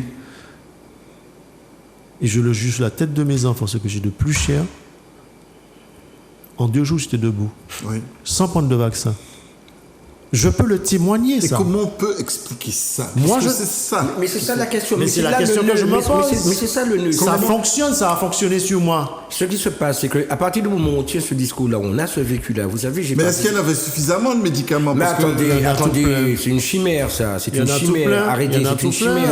À la pharmacie de chez nous, il y en a tout plein. Il y en avait au mois d'août tout plein. Il y en avait au mois d'août. Je peux témoigner. Et il fallait être un privilégié, s'appeler Jean-Pierre Jean-Louis, par exemple, pour bénéficier de... Moi, j'ai eu la chance que dans la pharmacie dans laquelle je vais, c'est ma pharmacie, eh ben, on me l'a donné sans problème. On ne m'a pas dit, monsieur, je ne vous le donne pas parce que c'est contraire à ceci, à cela. Le pharmacien n'a pas cherché de noise. Il m'a donné les médicaments. Et ça vous a Et en 2 jours, j'étais déjà debout. Et donc, ça renvoie à la question de la vaccination. S'il y a quelque chose, et on revient à la prévention primaire dont je parlais, s'il y a quelque chose qui, au départ, permet... C'est comme une prophylaxie, quasiment, si on parle médecine, sans que je sois médecin moi-même. Mais... quand vous avez la possibilité d'avoir quelque chose qui peut vous éviter d'avoir cette injection, pourquoi l'État, l'organisation s'obstine à vouloir dire aux gens on ne regarde pas ça puisque ça a fonctionné pour d'autres dans la réalité? Bon, écoutez, là, il n'y a personne de l'État pour répondre. On peut poser la question. Non, la question, elle est posée. Elle n'est pas forcément posée à l'État. Elle est là, cette question. C'est une explication. Mais en tout cas, on note que pour Jean-Pierre, ça a fonctionné. L'administration de quel médicament, Jean-Pierre? Je ne donnais pas le nom. Vous ne donnez pas le nom? Pour que je ne puisse pas faire de... pour ne pas faire de... Au moins la molécule, quand même, parce que le nom aurait pu... Voilà, les deux boîtes de comprimés qui ont fait l'actualité. Elles font l'objet d'ailleurs d'un rapport du comité vous savez, ce fameux comité de la transparence qui a été mis en place. Ils ont porté leur dernier point, parce qu'ils en font régulièrement sur la pandémie, cette commission dans laquelle on trouve un certain nombre de personnes de la société civile, dont aussi Claude Lise, a quand même reçu le président de l'ordre des pharmaciens sur cette fameuse molécule. Donc je pense qu'ils vont publier ce rapport. J'ose espérer. Enfin, ils ne disent pas forcément ce que vous êtes en train de nous... Moi, je ne suis pas médecin, on me l'a prescrit. Ça a marché. Je l'ai pris. J'ai perdu 4 kilos en 2 semaines. 2e jour où j'ai pris le médicament, j'étais debout, j'étais en pleine forme. Très bien, merci Jean-Pierre. 71 27 07, bonsoir. Allô, bonsoir. Votre prénom? Audrey du Lamentin. Comment? Audrey. Audrey du Lamentin. D'accord, Audrey du Lamentin. Lamentin Martinique ou Lamentin Guadeloupe? Non, Martinique. Ok, on vous écoute. Je dis tout le monde bonsoir. Bonsoir. Je commence à dire que je ne suis pas contre la vaccination. Et puis, produit, là, il va mettre injecté. Mais je contre l'obligation que la liberté, fraternité, égalité. Liberté a été passée. Il pas là. Tous ces gens qui comptent ces syndicats, tous ces gens qui cababillent, tous ces gens qui a dit que ça n'est pas normal, mais j'étais bien content longtemps Tout syndicat, toute grève de café pour tenir congé payé pour tout ça, ils tenir. Moi-même, gadi, pour du là, moi-même, peu que prendre, parce que sans produit qui en travail, nous pas de compagnie. Parce qu'il a projet 2023. Si mon prends pitié, c'est après 2023. C'est inadmissible. Des médecins, de tout le monde qui apprennent en bagaille, et puis il va zéro comme ça. Je dis, il va dire comme ça qu'il a mené des zéros, que pas ni docteur. Mais ni combien de temps, Madame Joa Chan, on n'a pas parlé, ni combien de services qui lamenté qui ferment, ni 8 services qui ferment, et l'hôpital lamenté qui ferment, pas ni docteur. Depuis combien de temps? Alors après, il va faire nous comprendre que c'est Covid qui fait. Et puis, qui vous prend en pitié? Ou cas contaminé. Ni des gens qui ont pitié, ils comprennent parce que mon pitié, ils n'ont pas mettre masque encore, ils n'ont pas faire les barrières. Et bien moi-même, depuis 2019, nous tous dans la famille, moi. Et puis à présent, moi, en chaîne, qui dit qu'on s'est fait avec ces grands mounons pour obliger les politiques à aller avec ces mounons, nous 90 ans, puis aller pour pitié. C'est inadmissible parce que il a un criminel. Un bail criminel parce que ni longtemps il a tué le monde, ni assez monde, ni trop monde, et c'est les noirs, parce que ça va pas dire. Et puis c'est portable à mentir parce qu'il y a un gars qui bon, et puis c'est docteur qui les parlé, qui a géré ces gens, ils parlé au vini. Tous ces gens qui sont devant, c'est parce qu'il n'y a pas de traitement. Parce que c'est un Bodou que le descend bien, qui était une diabète, obésité, c'est tout ça qui était et Tibet va mettre en droite là, il n'a pas fait travail là bien, et puis il faut d'ailleurs pas oublier les États oui, on a tant d'oxygène en bas, mais on n'a pas en haut, on va assez. Alors on va venir en business. Alors ni monde qui est mort, c'est pas pour qui tue, c'est parce qu'il n'y a pas de précaution. Et puis vaccin en 4 aussi. Il ne faut pas dire que le vaccin va tuer, il va tuer, il va prendre l'autre. Maintenant 4 millions de monde guéris, mais en combien de temps, combien de monde qui va continuer à vaccination? Parce que ni tout ça qui prend vaccin à fatiguer. Il y a d'autres qui font toujours, mais bientôt il n'y a pas qu'il faut. Très bien. Et ça, on apprend tous ces gens à arriver ici à les plateaux. Puis qui m'ont commencé à manger, tout ce que vous menez dans l'épisode. Alors, il va venir du moto. Mais ces gens foutent en l'hôpital. Il n'y a pas ni doit aller au syndicat, d'écouter la police pour aller au syndicat et puis il a mené. Il faut des gens qui disent sa pièce, mais il ne m'a pas fonctionné. Je ne vais pas parler là, pas fonctionné. Ok, merci un pile. Merci un Chaï. Vous voyez bien quand même que c'est un débat qui est porté par une certaine passion. Est-ce qu'il ne faut pas détendre un peu? Mais il faut dépassionner à partir du moment où on permet aux uns aux autres de s'exprimer. Le problème, c'est qu'il y a une espèce de péjole. Hein, on va rester dans le créole. Il y a une espèce de péjole autour de ça. Vous savez, à partir du moment où vous avez une idée contraire, où vous dites des choses contrairement, parfois avec force, parfois avec véhémence, on a traité les gens de quoi? De complotistes. Et donc, c'est tout un système, toute une construction. Parce que j'ai entendu beaucoup de gens dire, oui, qu'on insulte les personnes qui sont vaccinées. Mais je me suis même fait agresser par quelqu'un qui était vacciné parce que j'ai dit, tiens, les vaccinés ne disent plus bonjour aux non-vaccinés. Et je me suis pris un coup de poing dans le dos, sous prétexte que c'était de l'amusement. Donc vous voyez que la violence, c'est-à-dire que les gens sont persuadés.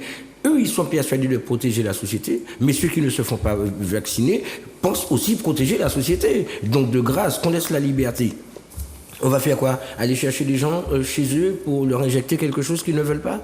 Je ne sais pas si c'est démocratique. Et voilà, donc je pense qu'il faut faire quand même très attention et surtout faire attention aux libertés et voir la manière dont les lois maintenant sont prévues par ordonnance où finalement la démocratie n'existe plus. On n'a plus qu'à se taire et faire. Mais on verra bien dessus plus tard. Le drame, c'est que ça nous désocialise. Complètement. Oui. Ça nous a désocialisés. C'est ça. Et je le vis très mal parce que on ne peut même pas embrasser ses parents. Ça va faire 2 ans que je n'ai pas embrassé ma mère et mon père qui a 98 ans. Et des collègues qui d'un regard vous dit bon ben pas approchez-moi quoi. Donc on le vit, moi je le vis très mal. Je parlais de ce monde-là dans lequel on est là, on nous a mis là actuellement. Vous pensez bien qu'on va en sortir quand même. C'est une dysfonctionnalité. C'est une dysfonctionnalité. Oui, c'est terrible. Elle est cognitive. Vous voyez ce que je veux dire? C'est-à-dire qu'il y a même des gens qui, au fond, sont en train de s'isoler sans se protéger. Je regarde des choses qui sont hallucinantes. Des personnes dans une voiture, toutes seules, avec un masque, les vitres montées, avec un masque. Oui. Donc, vous imaginez toutes les phobies. Mais au-delà, c'est ça. Il y a des phobies. Cela dit, il y a quand même. C'est des phobies certes, mais elles sont quand même Elles ont des objets, le virus, Non, mais la réalité du virus est là. Et là, voilà. C'est-à-dire qu'on ne peut pas non plus faire comme s'il n'y en a pas. Non, ce n'est pas le propos. Il est aussi de bons termes d'entretenir un déni collectif. Il n'y a pas virus, ça n'a pas qu'à tuer. C'est pas virus qui tue ces gens-là. C'est pas Covid qui tue ces gens-là. Il faut arrêter de nous prendre. Il faut de la pédagogie. Il faut parler aux gens. Il faut laisser les gens s'exprimer. Ben ouais. Ne pas leur imposer. C'est-à-dire que quand on voit comment le président de la République et le ministre s'est adressé à la population martiniquaise, mais c'est inadmissible. Et même sans aller plus loin, vous voyez comment parfois des artistes ont traité leurs propres frères de cons et de choses, etc. C'est inadmissible parce que du coup, c'est quoi? Non, mais c'est pas dans ce climat-là qu'on va avancer. Mais y compris pédagogiquement. Ce que je veux dire, reconnaître l'erreur, c'est déjà reconnaître le problème. Si vous voulez qu'on avance sur cette question vaccination, pas vaccination, il faut déjà, à mon avis, pacifier le contexte. Parce que là, on est dans des positions bien tendues. On est bien à l'aise à notre place pour dire ça quand même. Et je pense qu'il faudra pacifier quand même les choses. Oui, mais ça n'empêche qu'on puisse parler avec un verbe haut. Ça n'empêche qu'on puisse dire les choses parce qu'elles nous passionnent. On n'est pas dans une guerre. Personne ici n'est en train de dire qu'il faut couper des têtes ou quoi que ce soit. On dit tout simplement ce qui est dit, ce que moi je tente de dire, c'est ce que j'entends, que je comprends, que je vois et que je regarde dans la société. Et que la question, c'est pourquoi. Parce que les personnes qui ont eu à intervenir, qui sont vaccinées, ils ont l'air convaincus d'avoir fait le bon choix. Tant mieux. Je les incite à aller prendre la 3e ou la 4e dose. Il n'y a pas de souci. Moi, je n'ai pas de problème avec ça. D'accord. Mais ça, c'est avec ça. Chacun assume ses responsabilités. C'est un droit individuel. D'accord. Oui, c'est ça. C'est la carotte, c'est la question de la carotte. C'est le fait qu'on puisse mettre des gens, on conduit des gens au fur et à mesure à penser à la misère.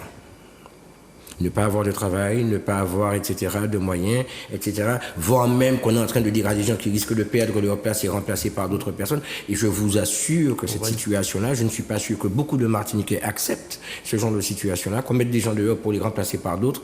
Avec la situation sociale dans laquelle nous sommes, avec la situation de diversion dans laquelle nous sommes sur un magma qui va péter, mais pire que la nuée ardente, parce que Kenny nuée ardente et puis Kenny lave aussi. Et le lard, je peux vous dire qu'il sera profond. On va garder un petit peu d'optimisme quand même. Pour l'instant, le magma, il est encore là où il doit être, c'est-à-dire dans les profondeurs. 71 27 07, bonsoir. Il a la télé. Vous avez la télé, alors on vous écoute, bonsoir. Oui. Ouais. Oui, bonsoir. Oui, bonsoir. Votre prénom? Evelyne de Fort-de-France. De Foyel. On vous écoute. Oui. Ma carte suivre, directive ça sorti, à mon beau arrive les vaccins. Bon, ma ni un certain âge. Oui. Ma sous 7e génération, Donc, vous pouvez penser qu'il a jamais. Premier, je me dis 63 ans, dernier, il y a ni 7 mois. Moi-même, je ne suis pas vacciné. Parce qu'à un moment, moi, c'est appelle le choix, les moins tétiments mailles. Les vraiment te prends en Saint-Jodia, je vais prendre l'autre là, 1 ou 2 ans après. Pour d'être tenu 3 docteurs qui étaient vaccinés. C'était doctoré et Grosjean. Et puis, on a oublié qu'il était vacciné derrière c'est Marseille. Alors, moi, je ne comprends rien du tout. L'année passée, l'année passée, jeune 2020, moi, il y a un petit chemin qui arrivait et puis Marie, et puis toi, tu m'as dit. Les débattus à l'aéroport, je n'ai pas jamais dit arrêter ni 40, ni 60, ni 80 jours, pas de vidéo. La note d'année, je t'ai alambé. Si je suis contaminé, ce n'est pas eux qui m'ont venu. Est-ce qu'il moyen des animaux contaminés, comme il s'est fini, dit nous t'es ouvert. Puisqu'avant nous, quand ces petits colons-là, nous va passer au rouge. Ça, c'est de la vacabonage. Bon. Et puis, c'est mon qui a dit affaires docteur Kapatia. Moi, je ne suis pas docteur. arrêtez journaux parce que maman c'est trop en la riba, c'est mon nom qui a critiqué ces syndicalistes là seulement. Parce que maman c'est tout marché qui tenait des 59. Après ça, je ne peux pas marcher, je ne peux pas arrêter journaux. Un docteur dit, mais il mettait rotule. C'est pas l'auto qui a mis rotule. Après, il dit, mais vrai charbon béni. Et docteur, médecin, avec beaucoup de diplômes. Dernièrement, je suis allé pour ton affaire radio, il a dit, mais c'est ici, il n'y a pas un médecin. Il a fait petit pour mal là qui met seulement sur le ministre là. Voyez courrier, il parlait ou il parlait, on les zouk de venir en pièce radio encore, sinon il y a radio. Est-ce que les autres comprennent ça? Hein? Vous avez tout ça et puis ils ont fait un chimé la retraite. Et puis ils ont dit s'il parlait, il a dit, ça fait de la bacamonagerie sans nom. Après ça, ils ont dit docteur Kapassi. Ni un madame qui était ancien l'hôpital l'homme payant, mais pas un autre qui opérait moi ancien. Je suis les étudiants, je suis je conduire l'auto, toujours. Bien qu'il n'y a pas de le bouffon, elle est là, rien, mais je ne vais pas faire mes pays. Madame, c'est dit qu'il est parti aller le privé ou bien qu'il retourne parce qu'il n'y a pas le matériel nécessaire pour faire travail. Alors, il faudrait nous-mêmes, petit bagage en tête, nous, pour nous arrêter de raconter bêtises. Evelyne, nous pouvons écouter moi? Oui, ma alors, nous t'ai parlé, puisque la Toussaint est arrivée, donc la mort, t'es quand même un pile mort en mois d'août. Là, comment on vit ça? Parce que nous pas tenu l'habitude de voir tout ça, mon camo à l'hôpital. Qui ça qui a pensé de ça? Eh bien, maman, nous, on bagaille. Dis-moi. Je ne suis pas docteur. Je fini tout ça. Je ne suis pas rien du tout. Mais on sait le monde qui est à l'hôpital là. Ce n'est pas Covid qui a tué tout le temps. Parce que même on est en voisin qui mort, et il était qu'à sortir comme une balle. Là, il suivait des plaintes. Le docteur a dit, aïe, aïe, dans les pannes. Un AVC malheureux l'a fait. Il était d'accord marqué en les sacs plastiques là, il est venu prendre le Covid. Il dit non, je ne peux pas marcher ça, il va tenir Covid, c'est AVC il fait. Mais la bagaille là, ça passe. Maintenant, mon famille, il va même les gens passer mon caille, il va passer contaminé, il te apprend 2 vaccins. Les plus de 3e là, il a dit qu'il atterrit au CHUM dans l'État. Les docteurs, il te dit Covid. Moi-même, pas capable de vaccin pour moi finir de où. Alors, ça c'est de la foutaise. Je l'ai monté, il a diffusé nous pour y régner. Mais c'est ça, il a fait. Et puis, comme il s'est dit, nous finit, vraiment, nous n'avons pas des journaux. Mais papa, il n'a pas envie de dire c'est à nous qu'il a mis au dehors. Et puis, il a fait venir du grand poids pour le travail là. Là, c'est pas la pelle qui a pété. C'est qu'il y a un ensemble de pelles, des souffrir, des sous-cavités qui a pété. Alors, il faut faire très attention. Et puis, il y a qui était capable de là tout à l'heure. Qui dit, moun cachant les moun. Là, il y a la télévision, l'État. Et Martinique fait la dernière qui dit, ouais, ça. Puisque dans l'État, là, il y a regardé toutes les bêtises. Mais je dis, je regarde ces news. Et de la santé, il a dit que c'est pas bon encore. Faudrait mettre moderne, moi-même pas connaître non, mais pas profisé encore. Au départ, il a dit profisé. La Chine confine 40 000, 4 millions de monde dans la ville. Tout le monde a été vacciné à 90%. Israël, encore, je demande de regarder les news. Le moitié peuple y a confiné. Il y a beaucoup de pain. Donc en fait, Simon bien comprendre, Evelyne. Donc moi comprends. Ok. Moi-même, mon catholique, mon pas musulman. Alors, je fais voile, je fais toutes les affaires, je pas ça. Ok, merci Achaï. Bon. Ok, à plus tard. Vous avez constaté que les positions sont figées, et les représentations, les stéréotypes, Elles sont tenues. d'ailleurs, Elles sont tenues. on a dents dures. Elles sont tenues, mais justement, c'est ce manque, je pense, de partage d'informations, de confrontation aux idées différentes qui constitue cette espèce de conflit interpersonnel. Parce que du coup, ce que nous dit, j'oublie son prénom, Evelyne, je ne sais plus, la dame qui vient de nous parler. Evelyne, oui. Bon, elle nous explique que finalement, dans le monde dans lequel nous sommes, il y a des pays, des endroits où les gens sont extrêmement vaccinés. Alors, qu'est-ce qu'on fait? Est-ce que finalement c'est une fake news qu'on a d'une chaîne nationale qui a pignon sur rue? Est-ce que finalement ce que dit le ministre est plus valable que ce que dit l'Europe? Est-ce que finalement... Et c'est ça qui pose un problème. Et quand on revient à la question de la mort, parce que ce que va poser le Covid aujourd'hui, c'est le rapport à la mort. Nous n'avons pas le même rapport à la mort. Nous avons des rituels de départ. Ouais. Mais là, ils ont... Pendant la période, c'est justement ce qui est important, c'est-à-dire que ça n'a pas du tout eu lieu. Hein. Ben, ça vient juguler nos habitudes, nos us et coutumes. Et c'est là où ça devient dangereux. Vous comprenez? Ça devient dangereux parce que la dysfonctionnalité, finalement, soit on finit par s'adapter, soit on finit par disparaître.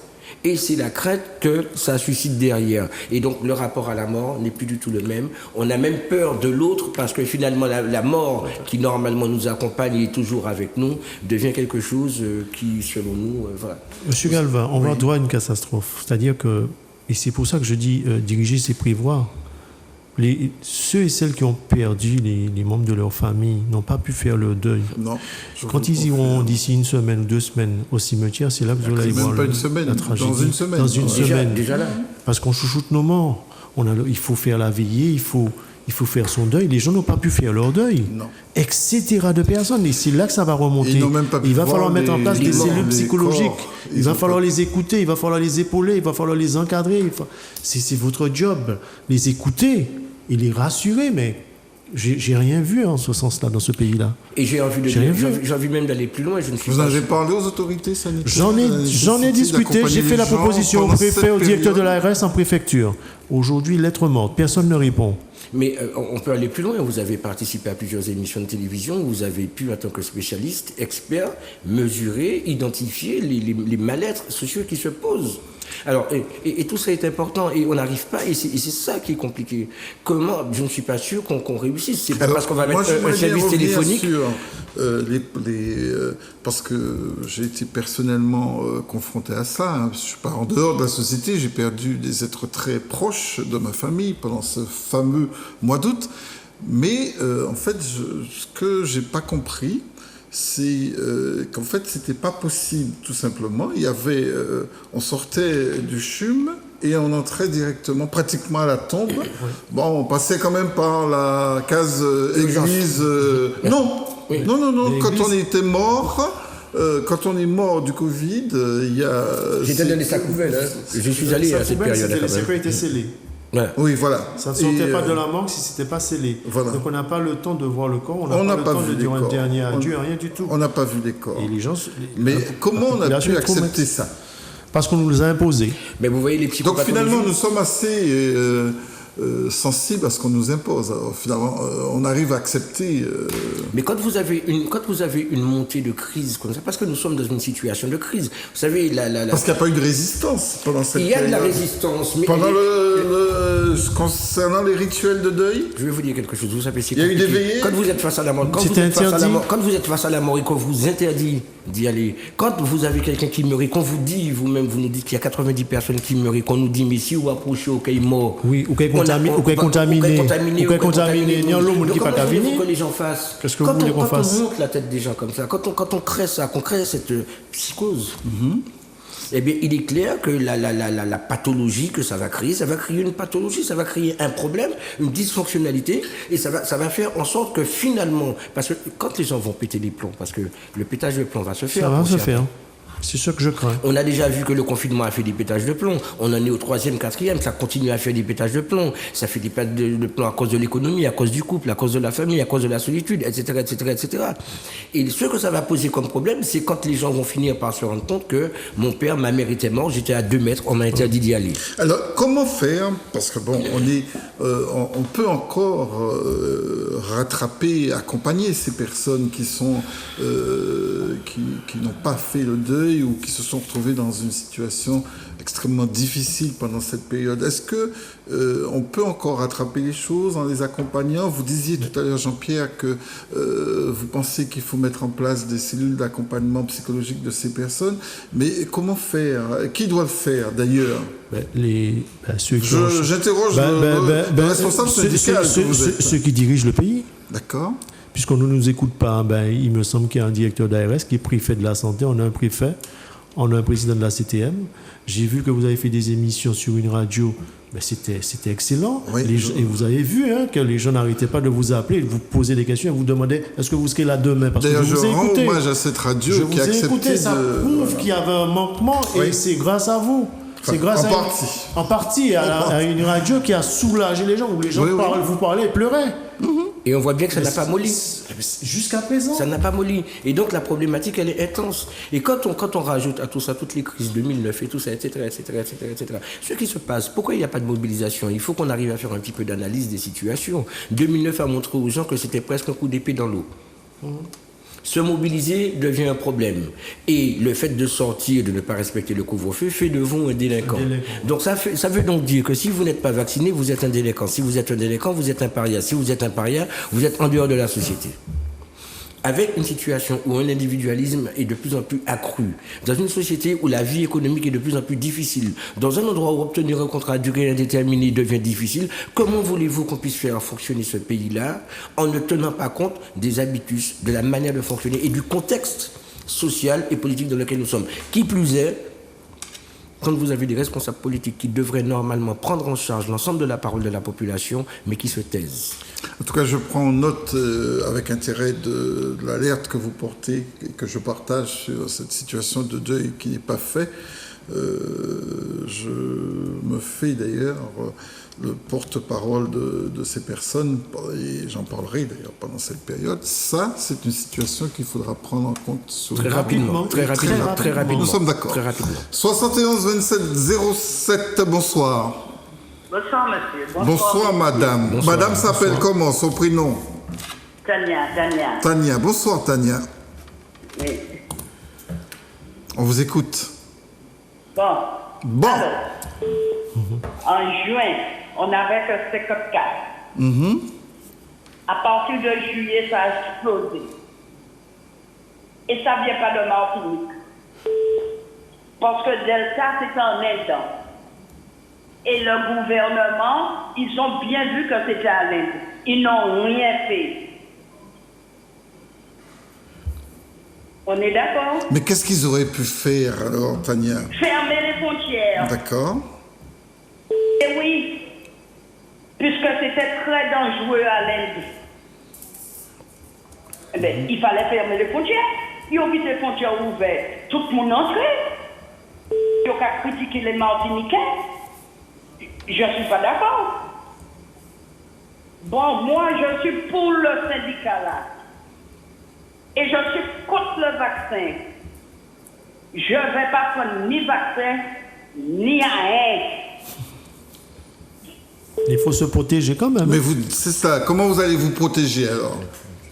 Monsieur, j'ai du gel, masque et puis distance. C'est bon.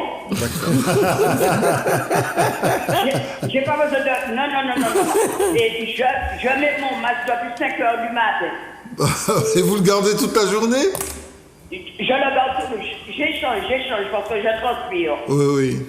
Je travaille avec moi. Je pars à 5h30. Je suis masqué. Depuis 5h, 5h30, je suis masqué jusqu'à l'arrivée de chez moi après. OK? Oui. Bon, je suis contre le vaccin et je suis contre l'obligation, l'aider. Donc, alors, dites-moi, dans le creux d'oreille, pourquoi vous êtes contre le vaccin? Dites-moi ça. Parce que moi, les bons vaccins, d'accord, recul, ça pas de problème. Moi, ni mon gars de pas assez recul. Moi, je n'ai pas histoire de recul. Je veux pas vaccin, je prends pas vaccin. Pour moi, c'est à moi. Je vais faire ça à moi, les pour moi. Vous avez peur du vaccin, Tania? J'ai pas peur. Oui. Mais je veux pas. D'accord. C'est tout. Pas parce que ça, c'est des magouilles qu'il a. Magouilles, pourquoi? Parce qu'il y a une 3 vagues, une 4 vagues, une 5 vagues, une 6 vagues, il arrive à 20 vagues, il a monté, alors c'est la chose qu'il a oui, là. Bon, ouais, mais et en plus, il faut qu'on ait 2, 3 vaccins, 4 vaccins, 5 vaccins, alors c'est qui ça? C'est quoi ça? C'est un tsunami. Un tsunami? Ouais. Mais non, mais c'est pas normal. Et j'ai entendu, le monsieur a dit qu'il si c'est puis il prend 3 clopes, si c'est puis il prend 3, il gagne 3, il gagne 4 aussi, il gagne 5 aussi. Oui, et mais est-ce que, Tania, est-ce que vous acceptez l'idée que certaines personnes croient au vaccin? Ça, c'est le problème, yo. Oui. Ça qu'il est pour vaccin, moi, pas qu'à dire personne ni prendre, ni pas prendre. Moi, j'ai des enfants. Yo pas aller prendre, yo pas qu'à prendre. On pas qu'à forcer monde. Moi-même pas qu'à prendre. Alors je veux pas. Alors moi comme monsieur a dit comme ça que la France prenne. Pour que nous pas qu'à prendre. Ça c'est le problème là. La France c'est la France, Martinique c'est Martinique, même si nous Français. Je suis désolée. Oui. Oui, mais ça me fait penser aussi, alors il faut voir si c'est... Comment? Je suis en train de penser à ce que vous dites, hein, Tania. Mais oui, le monsieur a dit, la France prenne, pour que nous pas qu'à prendre. Mais nous c'est Martinique. Nous c'est Français, mais nous Martinique. Nous pas la France. Alors, la France, ils vous aller au restaurant, ils vous aller au cinéma, ils vous aller dans tout le bail, qui te le prend bagay. Mais nous, on a besoin. Mais regardez, il y a Israël qu'on dit madame là, la Roumanie, et même la France, virus là, ça a viré la France. Alors, on va prendre 3, 4 vaccins, et puis virus qui a viré comme ça, chaque année, il y a confiné. Alors, Tania, comment on va sortir de ça? Parce que nous aussi, on a envie de, finalement, de temps en temps... On va pas se sortir. Ah bon, alors nous sommes définitivement confinés, c'est ça? Mais attendons le mois de décembre avec les touristes. Attendons. Vous savez, si on se sert de l'expérience vécue, hein, puisqu'on est dans le partage malgré tout d'expérience, avec plus ou moins de véhémence. Attendons le mois de décembre. Et donc, on va finir en janvier. Ok. Et donc, Tania, ce qu'a vécu Jean-Pierre qui est sur le plateau avec nous, qui nous dit qu'il a été pris en charge suffisamment tôt par un médecin, peut-être que ces choses-là... Alors, je ne sais pas, je dis ça, mais voilà, c'est pas un désespoir de dernière cause, mais c'est une réalité sociale. Des personnes disent ça. Alors, est-ce qu'il n'y a pas moyen, au moment où on a fermé les frontières, de faire une vérification des personnes entrant pour vérifier exactement que les personnes n'aient pas un problème. Mais les personnes qui entrent, parce que non. moi j'ai eu l'occasion... Mais les personnes qui entrent, parce que moi j'ai eu l'occasion de me déplacer en France au mois de juin, lorsque je suis arrivé, vous m'écoutez Tania, lorsque je suis arrivé, il y avait quand même des personnes de la Croix-Rouge française qui vérifiaient si mon test c'était... Vous avez vu ça en Martinique? En Martinique, à l'aéroport de Aimé Césaire. C'était peut-être pas tous les jours. C'est exceptionnel. C'est moi qui passe une chance alors. C'est exceptionnel. Donc, vous avez une chance peut-être. Oui, parce que quand je suis arrivé, d'ailleurs j'ai été étonné, j'ai été contrôlé au départ d'Orly. Et à l'arrivée, il y avait des gens, là où il y a le poste de police, il y avait des gens de la Croix-Rouge qui vérifiaient nos tests Covid. Ben, aux États-Unis, vous êtes vacciné 2 doses, 3 doses, 4 doses. Vous avez l'air d'être étonné. Avant de rentrer aux États-Unis, il faut faire un test PCR. Avant de franchir la ligne jaune pour vraiment passer la frontière, test PCR encore. Mais c'est ce qui s'est passé pour ce qui me concerne. Donc c'était une exception. C'est exceptionnel. Quand même. Donc c'est possible alors. C'est possible de le faire. Pourquoi on ne le fait pas? C'est ce qu'on demande, que les gens soient contrôlés dans ce pays-là. Eh bien voilà, contrôlés. Parce que c'est l'anarchie totale. Donc je vous dis que quand on est vacciné, c'est le paradis, c'est le nirvana. Oh, c'est faux. Je vous confirme que j'ai personnellement été contrôlé au départ d'Orly et à l'arrivée de C'est ce qu'on demande. C'est ce qu'on Oui, demande. bien sûr. Vous savez, il ne faut pas occulter d'abord. C'est possible, alors. On parlait de la mort. Vous voyez, par exemple, moi, je Faut le dis, l'exiger. Voilà. On parlait de la Toussaint et de la mort. Je représente encore mes condoléances à un jeune homme qui s'appelle Tar, où sa maman est morte. Et vous voyez, dans ce temps-là, le temps... C'est un garçon qui n'a ni père ni mère. Aujourd'hui, voilà, dans ce tumulte-là, il perd sa mère. Et il est jeune, il a une vingtaine d'années. Donc vous voyez comment finalement, si les rituels d'accompagnement, de retour, alors il a eu la chance d'être près de sa mère quand elle est partie pour se faire soigner, d'avoir été là. Mais si ce jeune homme n'a pas les moyens de faire le deuil de sa maman, d'accompagner sa maman, d'être près d'elle et de ne voir qu'une boîte fermée, on n'en l'ayant pas vu, quelles sont les conséquences? Alors effectivement, c'est important. Nous allons insister, j'espère que le secrétaire général de FO Santé sera le relais de cette revendication d'un accompagnement psychologique des personnes qui ont été frappées par cet épisode morbide que nous venons de vivre. Tania, on vous remercie, parce qu'en fait, il va falloir recevoir une autre personne, et le temps passe, il nous reste 5 minutes d'émission, vous voyez que ça passe vite déjà. Oui, alors on va écouter une autre personne. Bonsoir. Oui, bonsoir. Ouais, ben écoutez, oui, voilà, c'est la télé, on regarde la télé. Oui, c'est à vous. D'accord. D'accord, c'est à vous. Allô? Oui, bonsoir, on vous écoute. Oui, mais monsieur qui parle en même temps, je ne sais pas. Il y a quelqu'un qui parle en même temps? Oui, je suis en face de la monsieur qui parle. Ah bon, ben écoutez, en tout cas, votre prénom c'est? Marie. Marie, écoutez, bienvenue, on vous écoute, nous. Et toute la Martinique, toute la Guadeloupe vous écoute. Ce qui m'embête, cette histoire de vaccin, il y a une phrase qui m'a toujours marqué. Mais si tout le monde le fait, toi, tu n'es pas obligé, tu peux refuser. Cette petite phrase m'a toujours marqué. Même si tout le monde fait, pas obligé. Rien ne t'oblige à faire ce que tu ne veux pas. Je ne vois pas pour quelle raison un vaccin qui est gratuit. Si le vaccin est bon, il ne serait pas gratuit. Je t'ai qu'à payer. Je t'ai qu'à payer le vaccin. C'est gratuit. Pourquoi c'est gratuit? Bon, moi, je vous dis sincèrement que j'ai vécu des gens qui ont perdu leurs parents aux enterrements. Comment c'était difficile pour ces gens-là de refaire, parce qu'ils n'ont pas vu leurs parents. Il y a une fille qui a perdu sa maman. Là, on lui dit que sa maman, elle a un certificat qui lui dit sa maman est morte de mort naturelle.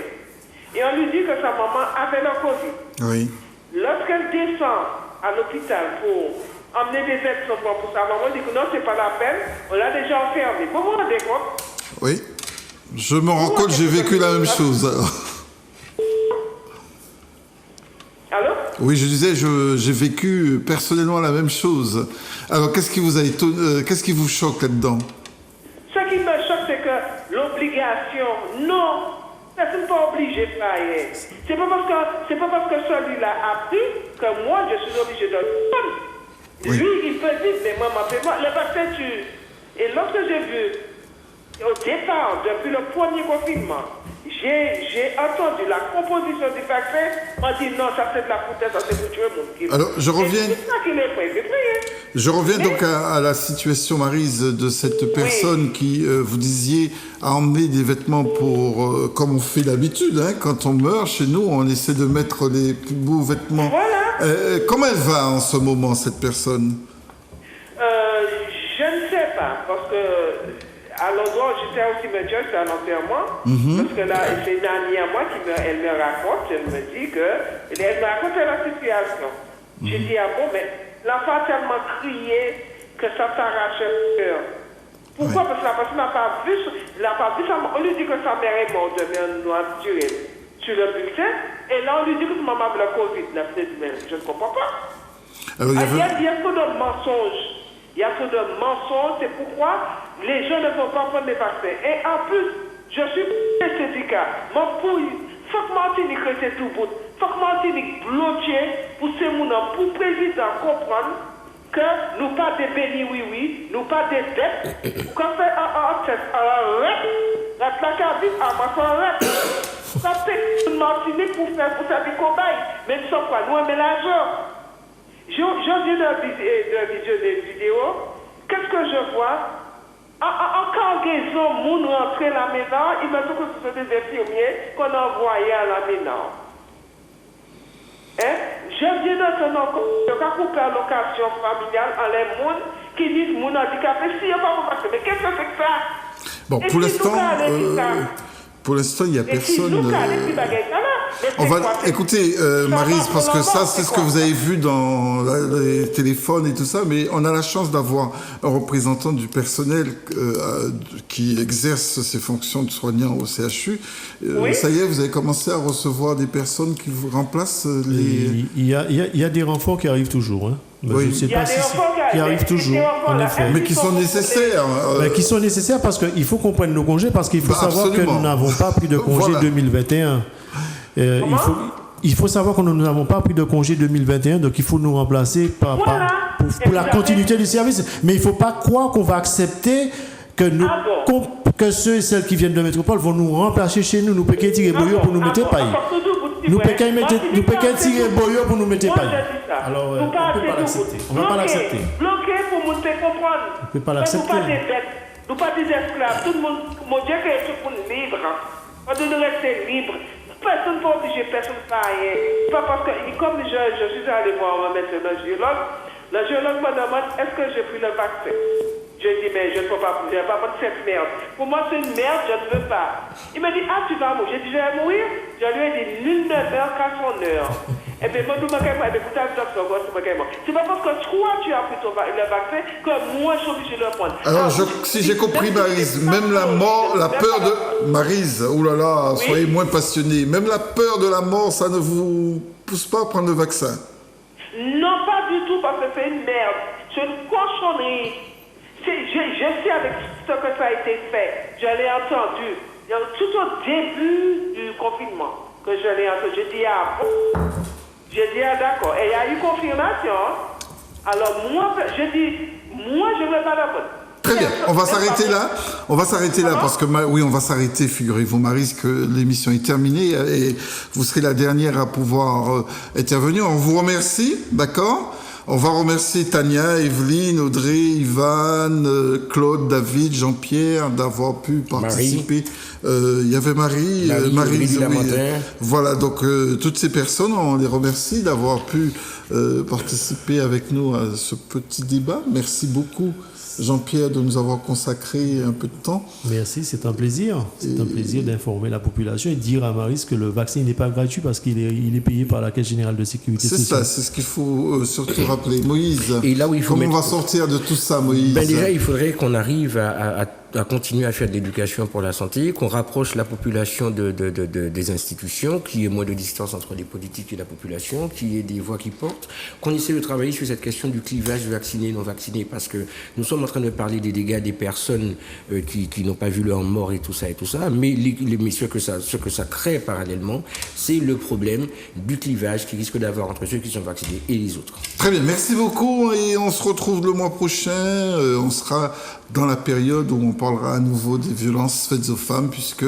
ça va être pendant la campagne violence. Prenez soin de vous, vaccin ou pas vaccin, soyez quand même à l'écoute des précautions qu'on vous propose de prendre, notamment des gestes barrières, les masques et le lavage des mains. Voilà, ça c'est très important. Le visage. Vacciné ou pas vacciné. Allez, merci.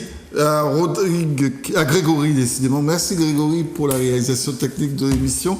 À très vite.